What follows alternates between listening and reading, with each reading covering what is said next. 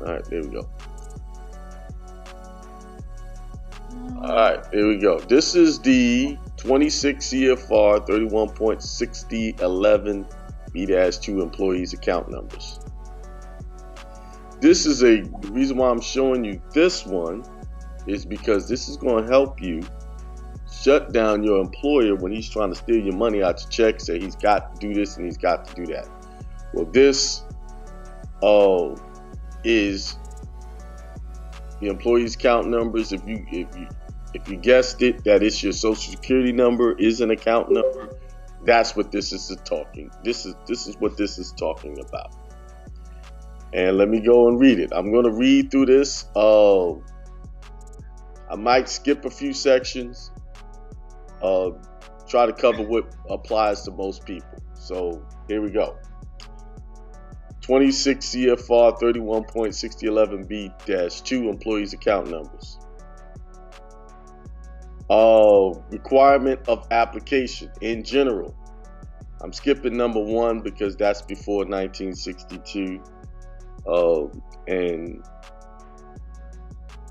may not apply to most people right now, but here we go. 2, on or after November 1st, 1962, every employee who on any day after October 31st, 1962 is in employment for wages which are subject to the taxes imposed by the Federal Insurance Contribution Act, or which are subject to the withholding of income tax from wages under Section 3402, but who prior to such day has neither secured an account number nor made application, therefore shall make an application on Form SS5 for an account number.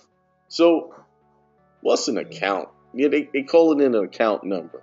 And they also said Federal Insurance Contribution Act. That's FICA. That's that person. Mute your mic, everyone. I know what I'm gonna do. I will do it.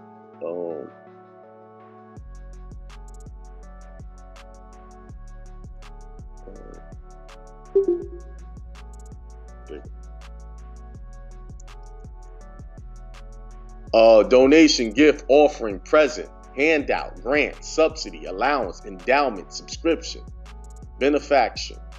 So by their definition, that FICA is a gift. You're giving a gift to this FICA fund.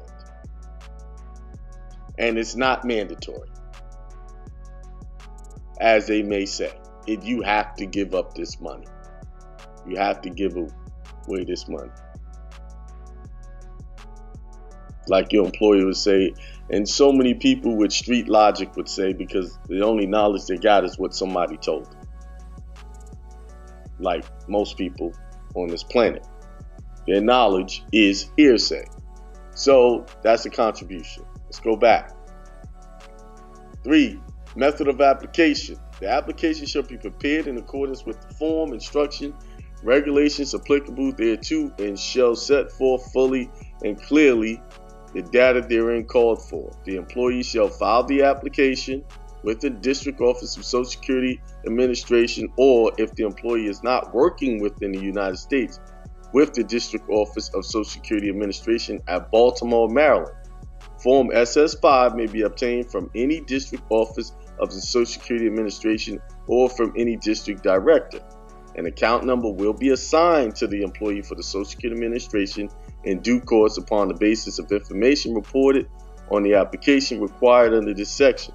A card showing the name and account number of the employee to whom an account number has been assigned will be furnished to the employee by the Social Security Administration. So let's break this paragraph down. This sheds a lot of light on what's going on. First of all, the only time you're supposed to even get a Social Security card is when you're getting ready to go to work, because they're telling you to apply for it when you're going for a job. That's when you need it, and it's needed for the FICA fund if you want to give that money to FICA. So basically, if you reading this correctly, they're saying you really don't need a social security card or an account number unless you're ready to give away some money. Yeah, FICA is on everybody's check, Marco. All right. FICA's been robbing y'all. Time for filing Form SS5. The application shall be filed on or before the 7th day after the occurrence of the first day of employment. It's telling you when to fill out an SS5 form. But yet, SS5 forms are filled out for children, babies. Okay. Reference made in paragraph A1 of this section. Unless the employee leaves the employer of his employer before such 7th day, in which case the application shall be filed on or before the date on which the employee leaves the employee of his employer. So it's telling you, if you're going to get a job and you want to give some money away, it needs to be done on or before the 7th day on that job. The first job you get. That's when you go get an account number. That makes sense, right? When you turn of age to go get your own account numbers, you go to the bank, you open up your own account when you're ready to put money in it. Right? 3, changes and correction. Any employee may have his account number changed at any time by applying to a district office of the Social Security Administration and showing good reason for a change. With that exception, only one account number will be assigned to an employee. Any employee whose name is changed by marriage or otherwise, or who has stated incorrect information on Form SS5 should report such change or correction to a district office of the Social Security Administration. Copies of the form for making such reports may be obtained from any district office of the administration. So,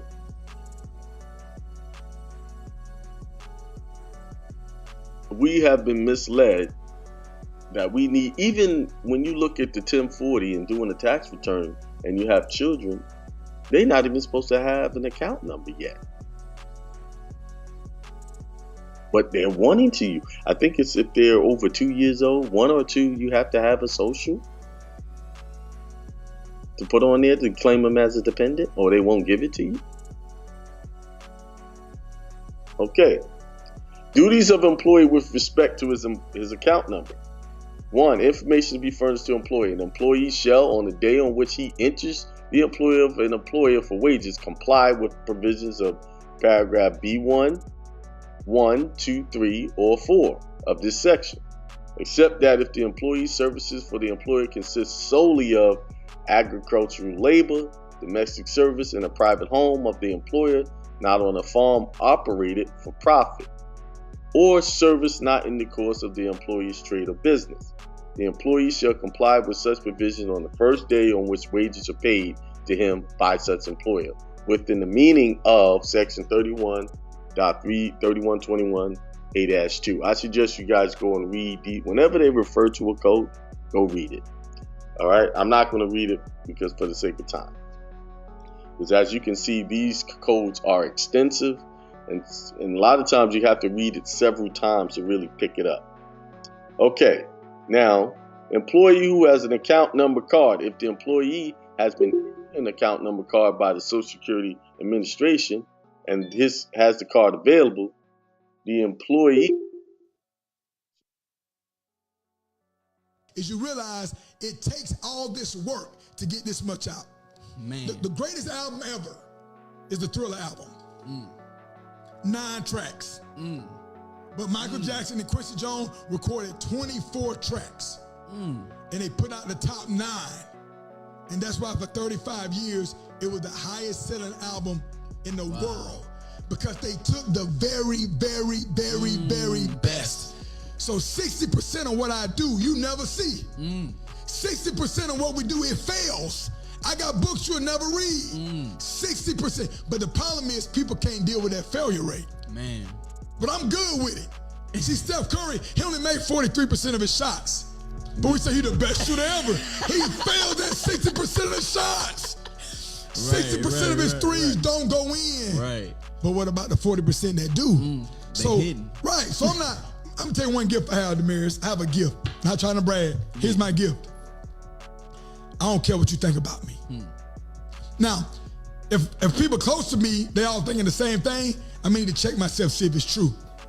But what I mean is, I don't care if you think it's crazy that I'm working this hard. I don't care if you think it's crazy that I can't do this or that. Let me tell you what I've learned. If you chase the impact, you'll get the income. So if you want the bag, chase the impact. What happens with that is you realize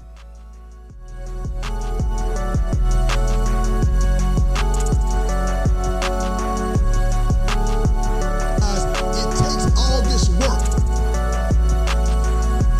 to get this much out. I'm gonna play that again. The greatest album ever is the Thriller album. 9 tracks. But Michael Jackson and Quincy Jones recorded 24 tracks. And they put out the top 9. And that's why for 35 years, I hope y'all paying attention. The highest selling album in the world. Because they took the very, very, very, very best. So 60% of what I do, you never see. 60% of what we do, it fails. I got books you'll never read. 60%. But the problem is people can't deal with that failure rate. Man. But I'm good with it. And see, Steph. He said you can't deal with that failure rate. That failure rate. That's the problem with most people who claim they want success. And I call it claim. Because they don't understand that it takes failure to succeed. Failure and success are husband and wife. They go together. Okay? You have to keep trying and trying till you get that one thing that's right. And guess what? He said something most important, very important. And I know it's true. A lot of the stuff that y'all see, all y'all see right now with me is the stuff that work. Because after I do it, then I bring it to you. After I perfect it, then I bring it. But y'all don't understand. Some of this stuff took me years to get to this point. The ability to get on here and just have a show day in, day out and speak. My notes in my head. I tried the notes. I tried the PowerPoints. But I find that those things handcuff me. One day, maybe I need to go some type of training to learn how to use all that stuff and be effective with it. I do better just letting the word of God flow through me. But that didn't happen overnight. If y'all go back, y'all need to go back. Blog Talk Radio, look up Hindsight Radio, and go all the way back to 2015 and listen to my shows when I first started the Hindsight Radio station. Actually, I told you, I started Hindsight Radio back in 2012 and didn't even do a show until 2015, April of 2015. And it wasn't even for me. It was for someone else who was having issues with another place they were working. A lot of backstabbing going on. And they came over, and thankfully they came over to work with me, and I ended up doing the show. But if you go listen to my show, I don't sound this good as I did, when I first started. Wasn't that natural. I was up studying stuff every day, trying to figure out what to talk about, writing stuff down. I had scripts. I had all of this stuff going on. But guess what? When you do it a lot, you don't need the script anymore because the script is ingrained in your brain.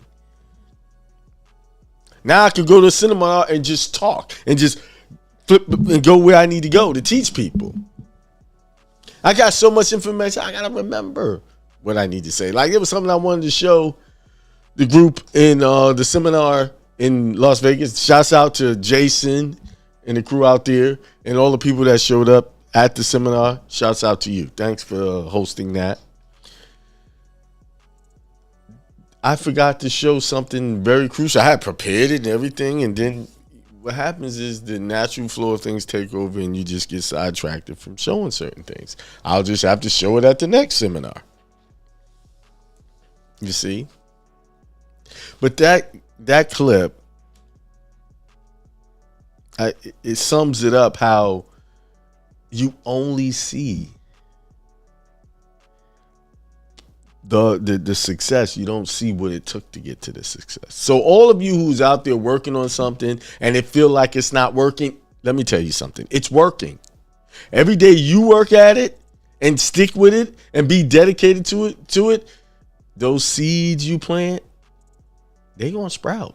Y'all know how it works. When you plant in the garden, you plant it, you water it, and you know how it is. You go look and see if it's sprouting there, and you keep looking, you don't see nothing. The next, one morning you wake up and you see a little bud, and then it gets bigger and bigger. Then now you want it to bear forth the fruit that it should bear, right? That takes time. So what makes you think that you're not going to take time to be successful, to become fruitful, become ripe? What makes you think that? You can just bypass that when everything in nature works the same way. Everything starts out small and gets bigger over time. Like my dogs now, I bought them. It's been like a year now. And they were little puppies. Now they're big dogs. But that didn't happen overnight.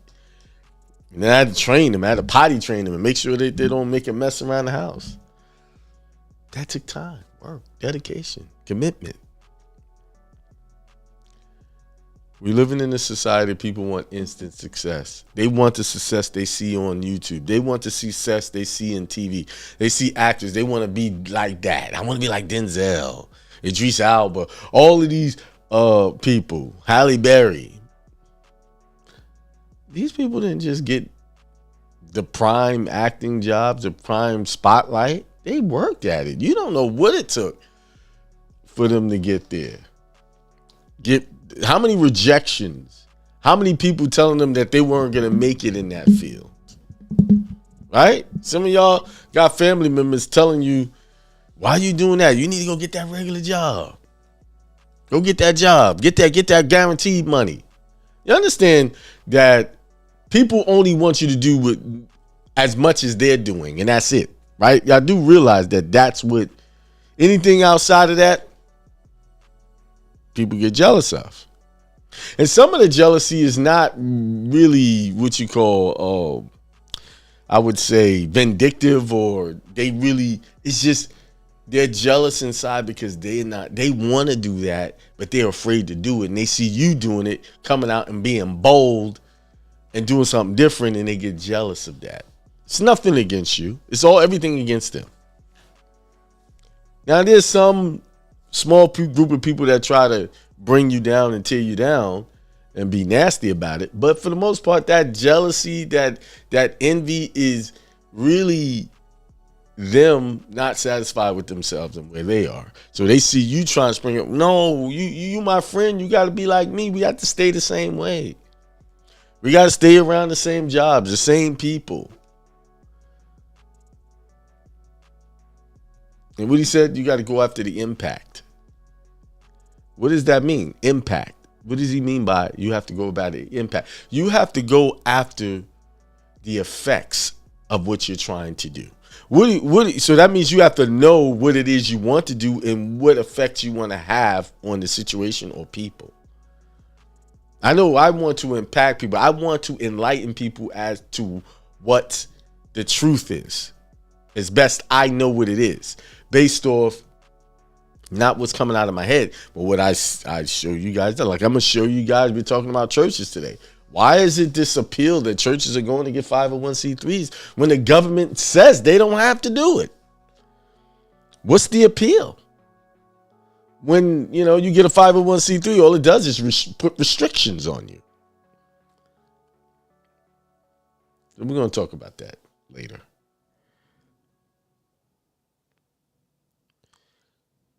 So do you really want success? Do you want what comes with that success? The hard work, the mistakes. Even in my business, in the trucking business, mistakes happen. And then I learned from, okay, we got to put this in. And I realized we have to put, we're small, but now we're getting bigger to the point we have to put policies and procedures in place and train on that. See, when you sit at a certain level in the business, you realize all that stuff you had to do or your employer made you do was for a reason.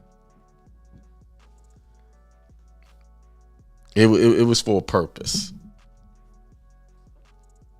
And I see we got to put some policies and procedures. The bigger we grow, we have to put a system in place. Which we do have a system, but we have to put it in writing and streamline it. Which, by the way, we're jumping from right now. We got 3. We're jumping from 3 to 5 trucks in the next month and a half.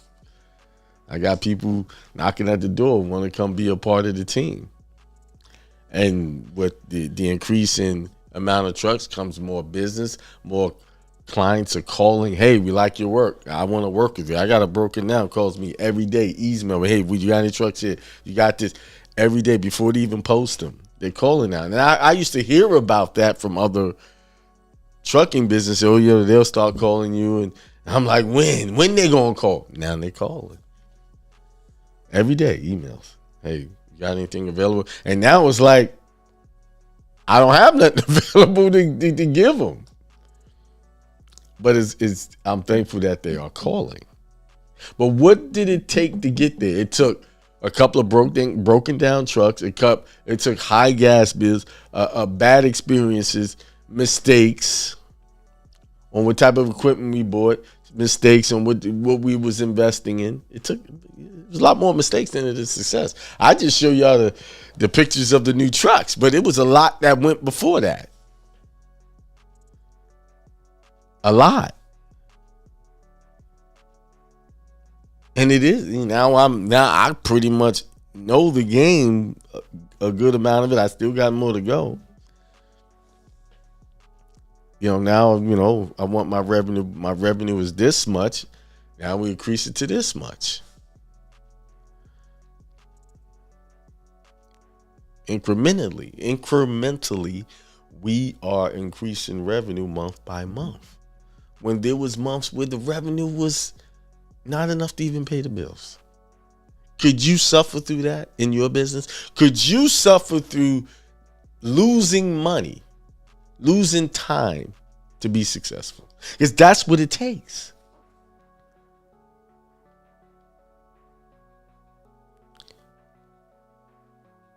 They were talking about Stephon Curry. He was only making 40% of his shots. But did he give up? He kept shooting them. But he's a great player, according to the stats. His scoring ability. He's a great player, but he's missing more than he's making.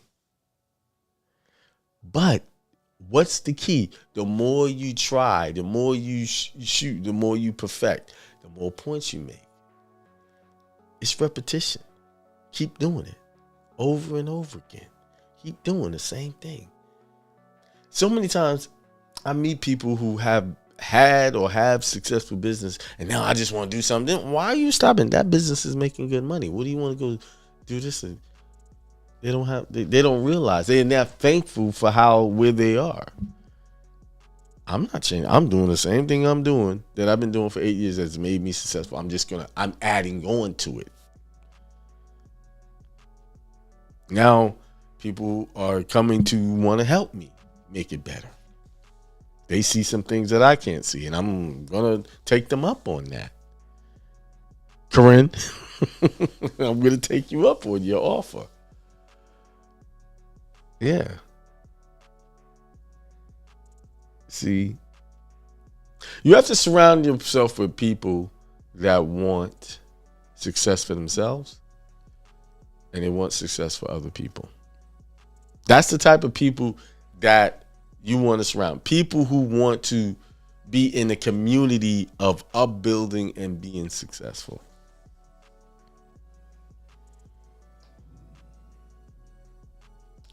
So, what are you going to do?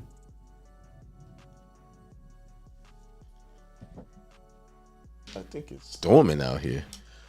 So, what are you going to do? Are you going to give up? Oh, it's not working. Let me do it. I've seen people who actually thought this was logical. They had something going, and because it wasn't getting a result, they said it's not working. And they stop abruptly. And a lot of times people stop right before it's about to break.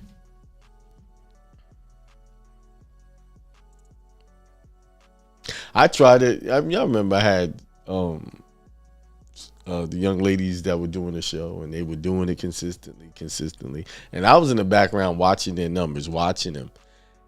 And it right before it was about to cross that threshold, they stopped. I mean, but that's understandable. People, this is normal. It's normal for people who don't have the experience to wait until the break. Deal with the drought. Deal with the famine. So you have to appreciate the drought and the famine before you can have the success. Yeah, you got to appreciate that. Because in that, it's teaching you how to be patient. It's teaching you how to be persistent, consistent, and not worry about looking at the numbers. The numbers will catch up to it. The more work you put into something, the better you get at it. You will stumble upon the right thing. As long as you stay focused on and know exactly what you want to do and where you want to be.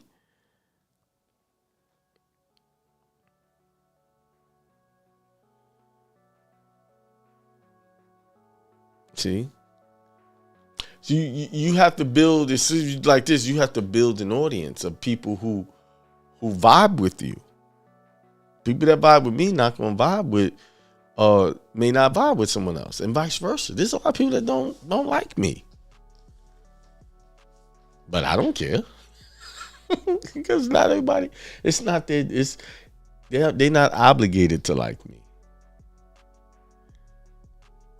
So you only spend time on the things and the people that vibe with you. You see? You got to keep pushing. You got to keep at it. Les Brown, I love his statement when he says, you will fail your way to success. Failure. When you look out there around in your circle or outside of your circle, just people in general, all of them are doing the same thing. And they doing things they don't like. Let me show you the insanity of the society we live in. You know how I talk about we're programmed to go to school, get a good job, and then work on the job and get a pension and all of that stuff, right? Now, I've had people come to me and pour their heart out and say how much they want something different, how much they hate their job. I hope my power stays on because it's been going on every time we have a storm. But how much they hate their job. But then every year, right at graduation time, you see on Facebook and all the social media how people, I'm proud of my baby, they graduated, they going off to school, they going to get to college, and they going to get these jobs. They're going to get the same jobs you say you hate. You're pushing your child into the same direction that you hate. The monotony of getting up every day, clocking in, clocking out, listening to a boss, making that money that's not enough to pay the bills. You're pushing them in the same direction and they're all having a party about it. This is what the celebration that you're pushing your child off to do. When you're outside of it, you can see it clearly, what's really going on. We see it. Maybe it's this idea they're going to do better than you, they're going to have the same depressing issues as you. And get in there and realize this is not fulfilling me. I don't care how much the job's paying. This is not fulfilling me. This is not the calling that God put on my life. To be and do the monotony, the rut, the rat race of clocking in, clocking out, being told when to go on vacation, how many 6 days you can have, Y'all know that thing when y'all talk about my sick day is about to reset. That's 99% conversations. The wealthy don't talk about sick days. They don't talk about I can't wait to get it. They take their days off. See, that's where I'm at. I decide to take my days. I decide on a whim when I'm going to go somewhere. I didn't buy my plane ticket to Las Vegas until last week. See, you want to be able to do that. Just, hey, I buy. I know I'm going. I'm going to buy it when I'm in, whenever.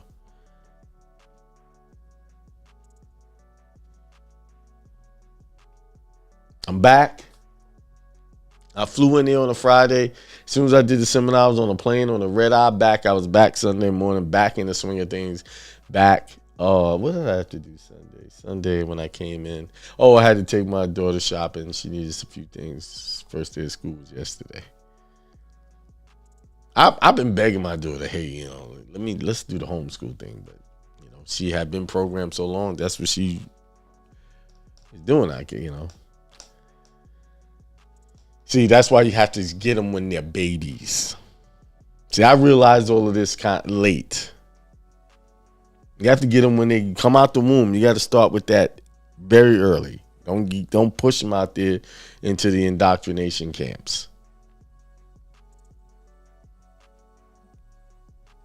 All right. Let's see. GJB Thunder, evening. Hindsight Radio says peace, prosperity, and extreme wealth to all. Corinne says happy Tuesday. Sapman said peace, brother. Peace to you, brother. How you doing? How's the family?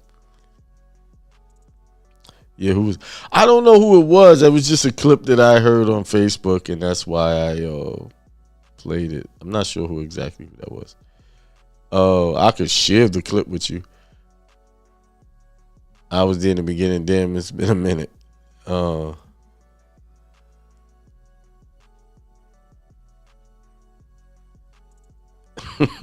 He said, hell no, you are way different, but you still going hard on us when we need it.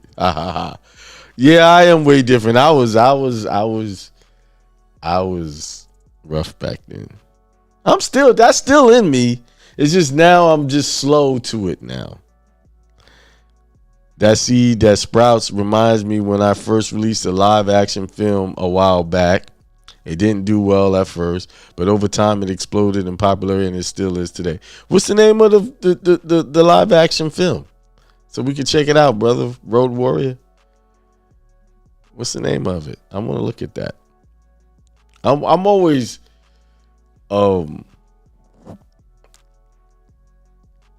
when people say they do stuff, I like to look at it. Look at what they got going on. We did a men's panel Sunday. Yeah, so okay. Let me just show you what happened. I took around 11 o'clock flight out of Las Vegas, red eye. So that means I was on a plane all night. Got into Charlotte around 6 something. Took the next flight into Raleigh-Durham Airport. So that means I did get some sleep on the plane. Came home, took my daughter shopping, then got back from shopping, and I did the men's panel, then we went shopping, and it was some big players of YouTube on there. I was tired, but we had some great conversations about the responsibilities of men and what things, just us taking accountability for ourselves, our families as men.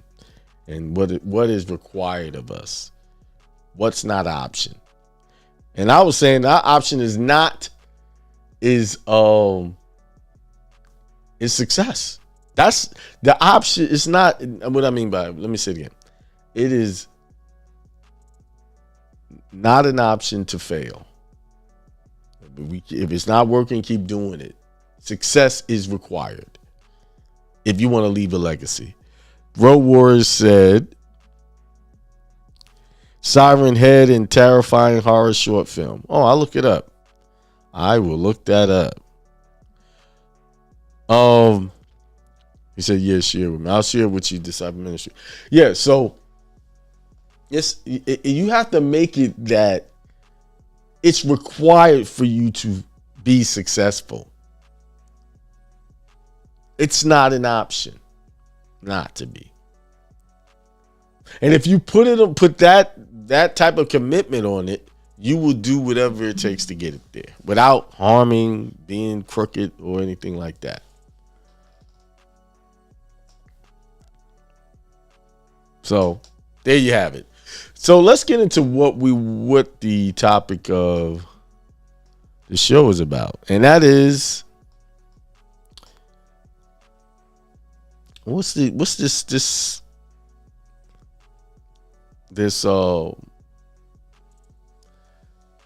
why the churches are signing up for 501c3s when they don't have to be. I went over this in the seminar. I thought it'd be fitting to talk about it today because I'm now setting up more and more ministries for people properly without the 501c3, and they can still take advantage of grants.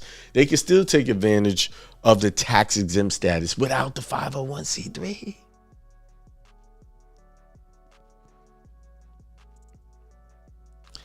I know that's what I'm saying. A lot of people are living off this street logic that you gotta have that. Even the people in the positions to deal with all of these things like grants and tax exempts, they are misbelieving or giving out bad advice when it comes to that. And then when I point it out, oh, okay.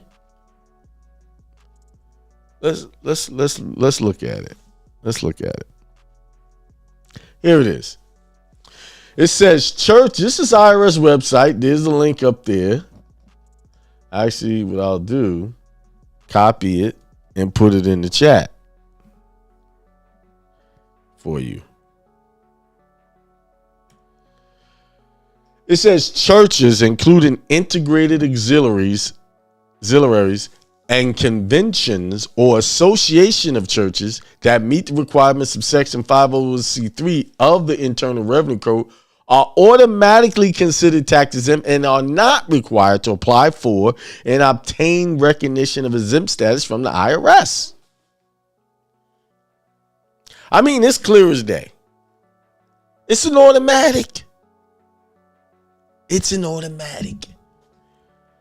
And when you read their document, like I pulled out several counties, how to get tax exempt as a church, and right there it tells you what you need to check off in order to get it. Nothing special. And you guys have been, not you guys. Let me tell you.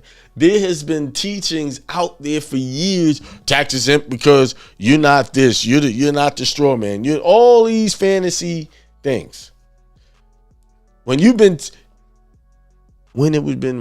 been right in front of your face the whole time and through your religious beliefs. Through your religious beliefs. Whatever that is, church, synagogues, temples, mosques, all of that. All you have to do is enforce that, and no one bothers you. But instead, people are enforcing everything else. I helped someone literally last week get out of prison by making a declaration of their religious independence, and they was out the next day. And what they were trying to do, they rescinded it. Y'all, if you ever heard of this, people go into court and they try to say they're not the straw man. They don't want to say their name, so they put you what you call in a psychological evaluation to see if you're crazy. That's the tactic they use. In Florida, they call it they Baker Act you. That's in Florida. And I wrote a script out for someone to say. They didn't have an opportunity to put a formal pleading because they were already been in there for 3 weeks. They said that not only did they release them, they rescinded the order to try to psychologically evaluate them. But this person got out and wanted to go use some other nonsense that they heard from another group. And I was like, I'm a little bit confused. That got you out. You've been in there 3 weeks and you just said that, and it got you out and it rescinded everything they were trying to do to you. And now you're going to use this?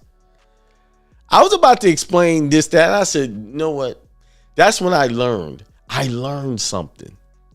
In that moment, I learned something. And I want y'all to hear me good. There will be people who, and they came to me in the last minute and they the most desperate hour through their own child to get to me. They couldn't talk to me because they were locked up through their own child. And I felt sorry for the child and I helped. Now, they didn't even get out and thank me. But I think Sunday was when I spoke to him and he was telling me the story. And I was like, and I was about to like, wait a minute, this what? Then I was like, the voice said, God spoke through me and said, that lesson wasn't for you, for them. It was for you. You needed to do that to see how good that what you put together works so you can use it for people who really would appreciate it. And I want y'all to understand that right there. You will do things for people and they won't even see how good it is or even appreciate it. But it wasn't for them. It was for you to learn something. It was for you to learn how to move and how to make it work. And also learn that people just don't care about you enough to thank you. They only care about what they want when they want it at the time they want it. And you have to be like Christ and say, forgive them, Father. They know not what they do. Because they didn't. They really don't know what they do. They're blind. They're not spiritual. Non-spiritual people can't see the truth. Can't. Impossible. They don't go together. They can't see it. And it'll be foolish for me to even get upset about it because they are blind. They have eyes, but they can't see. They have ears, but they can't hear. Not what this Holy Spirit is saying. That's what I learned. It wasn't for them. It was for me. I said, wow. And as I was in the middle of taking one of the drivers back to the truck, he was heading out to drop a load off. And I get this call in the car and the child sounding kind of desperate. And I was like, you know what? This person knows better, but and I said, no, for the sake of this child, I'm going to do this. And I put something together. It was just a couple of sentences. That's all it was.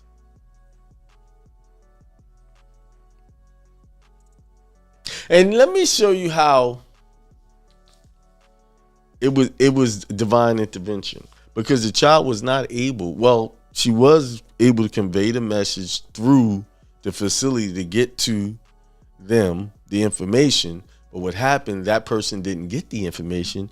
What happened, that the whole facility went on lockdown, and the person that was supposed to be about to do the valuation left their computer unattended, and she was able to see the message, and she wrote the message down real quick.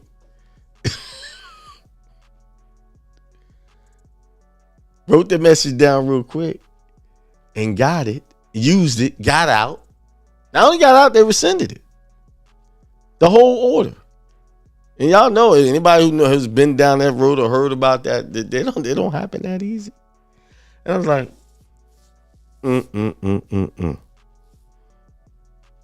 So I really did it for the child. The child was the one who needed the help.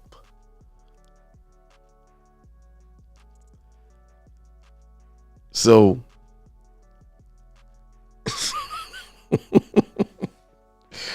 I hate to say it, but typical inactivity. I know exactly what you said, but this wasn't an end. This wasn't who you think it was. Listen, this mentality goes across the board. It's not relegated or isolated to just one group of people. I'm just gonna have to take it because I've dealt with it on all sides. You see?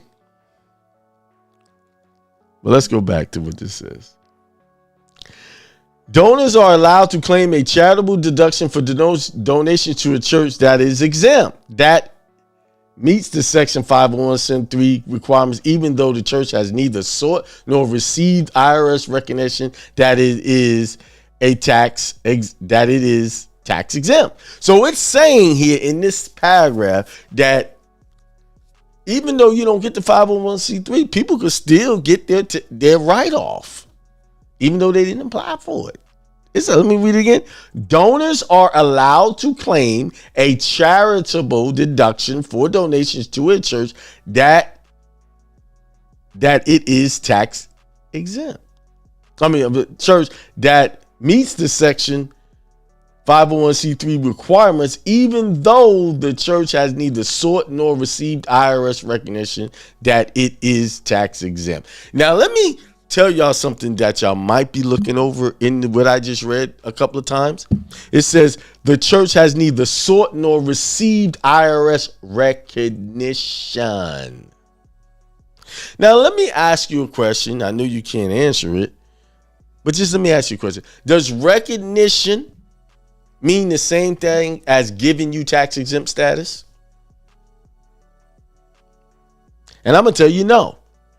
See, that's why you have to pay attention to words that they're using. Sought recognition, sought to be recognized. That's like me seeing brother disciple minister. Hey, there's Rico right there. I recognize him. Did I make him? No, I just know what he looks like. I recognize him. I recognize him. So what the IRS is doing basically, or what churches have allowed the IRS to do, is fill out this 501c so you can be recognized as tax exempt. What that means is, that doesn't mean the IRS is recognizing you as tax exempt. What it means is people will be able to recognize you as tax exempt, or entities who want to know that they can get their write-off, know that, hey, that they're recognized as tax exempt, meaning that is familiar to them. They are tax exempt. Why? Because when you do that, they put you on a website so people will come and recognize you as tax exempt. It's not giving you tax exempt status. Do I need to read the first couple of sentences again? No, because it says, I'll read it again. Churches, including not only churches, but including integrated auxiliaries and conventions or associations of churches that meet the requirements of section 501c3 of the Internal Revenue Code are automatically considered tax exempt. Automatically. Do I need to look that word up? Considered tax exempt and are not required to apply for and obtain recognition of exempt status from the IRS. So when you apply for 501c3s, they're just giving you ability to be recognized by other people that you're tax exempt when you're already tax exempt. But when you fill out the work, that paperwork comes with a lot of restrictions. So you come from being private under God to being non-private under the government and being able to be regulated. Just so someone could recognize you as being something you already were before that.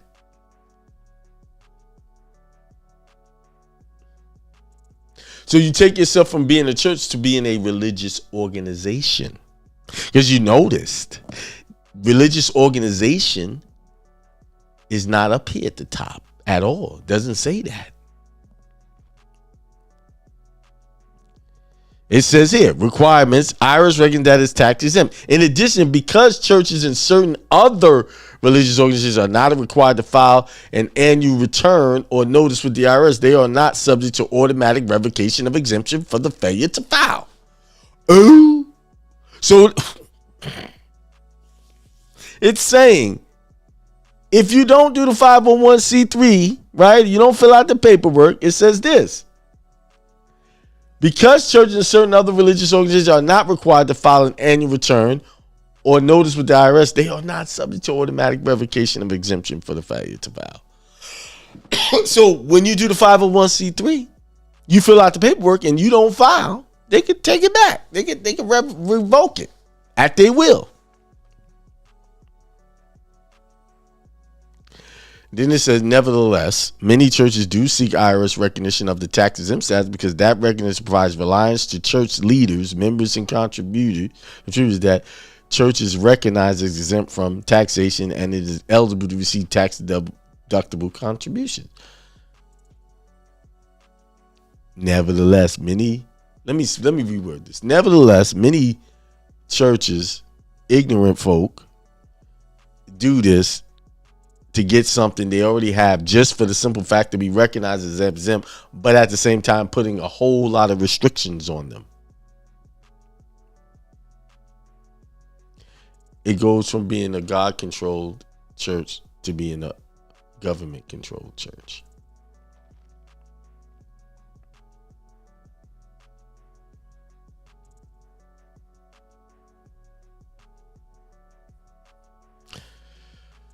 I'm going to stop right there. I think y'all get the point.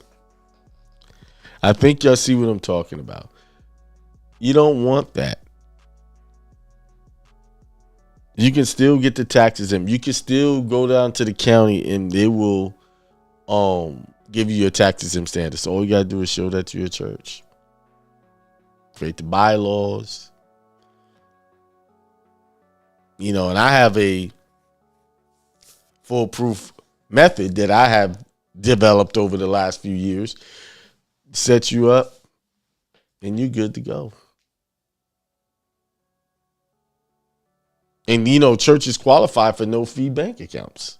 No-fee bank accounts, yes. Because they are seen as on the level as nonprofits.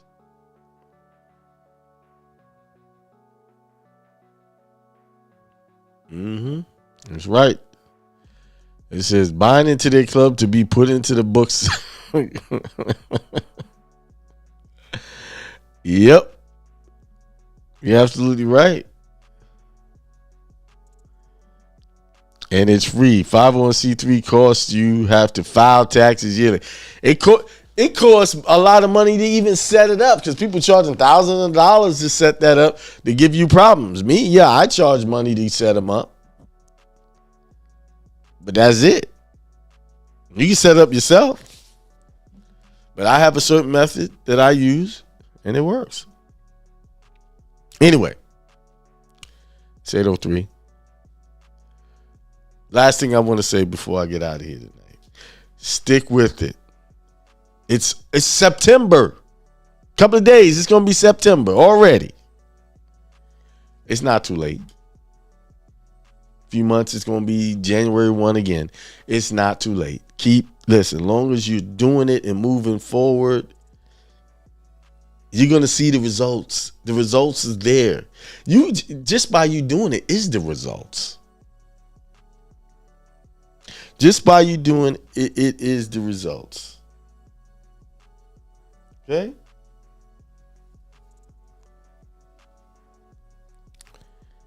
Let me see something. Hang on. You don't want to be a beast.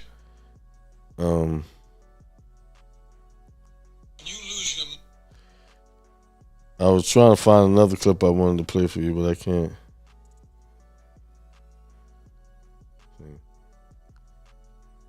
Oh, this was a good one. Men live lives of quiet desperation. Yeah. It's one of my favorite quotes ever. Yeah, this is one. I'm going to play this before I go. Quotes ever because it's true. And I've been that guy. How do you think they get stuck there? Men live lives of quiet desperation. It's one of my favorite quotes ever because it's true. And I've been that guy. How do you think they get stuck there? Bills. Bills? Like financial bills? Mm-hmm. Yeah. Bills and commitment.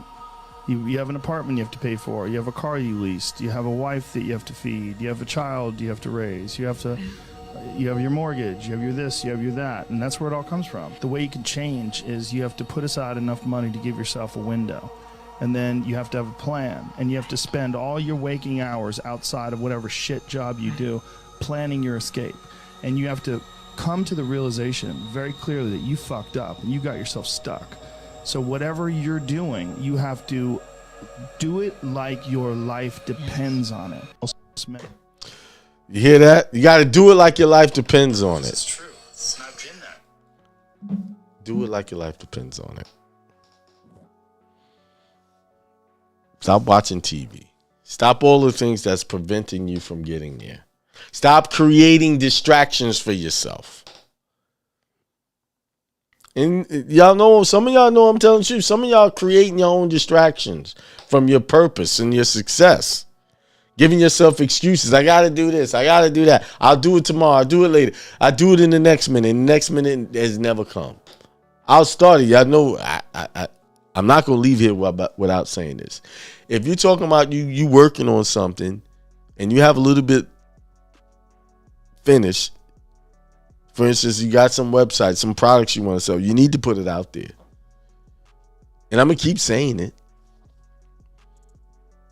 Because see, people they have not made me a liar yet. I told you, as long as you keep talking about it need to be perfected, it'll never get out there.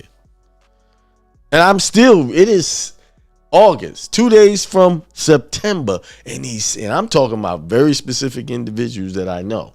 They still ain't got their stuff out there. But I know what I do see. I see the fruits of their work. I see everything but that business. I see the entertainment. I see the time they spending with the family and all of that stuff. Oh, I can't be talking about not spending time with your family. No, I'm not. But if spending time with your family is getting in the way of that which you say you want, that success, then you got to ask yourself, do you really want the success? Because something got to sacrifice. Nobody said give up on your family. But you are, let me tell you something. You are giving up on your family when you're not going after that prosperity. You are. What you're doing is saying it's okay to be broke. It's okay for you to get up every day to go to a job that I don't really want. You got time to work on that business and spend some time with the family. But if your stuff ain't out there, then you really don't want it. That's all I got to say. You really don't want it.